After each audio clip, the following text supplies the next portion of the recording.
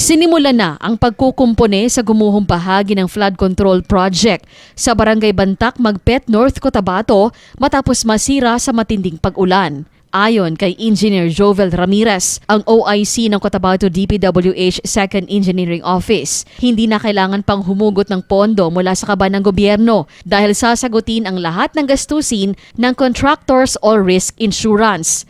Nabatid na noong pang 2025 nakitaan ng paggalaw ng lupa ang ilalim ng dike, kaya't bago pa man ang pagguho ay nakaplano na ang pag-rehabilitate. Tiniyak din ang ahensya na kasabay nito magsasagawa ng redesign sa proyekto upang mas matibay ang pundasyon. Ayon kay Kapitan Jovi Onabia, ang malakas na pressure ng tubig at inanod na debris ang dahilan ng pag-asira ng dike na nagkakahalaga ng 49 million pesos.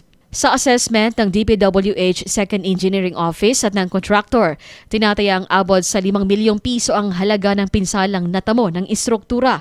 Wala namang naiulat na nasaktan sa insidente dahil malayo ang dike sa mga bahay. Inaasahang matatapos ang kabuang konstruksyon sa loob ng 3 hanggang sa 4 na buwan.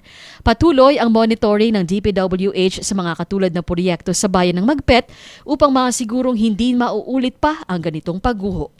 Cherry May Tapia, NDBC Bida Balita.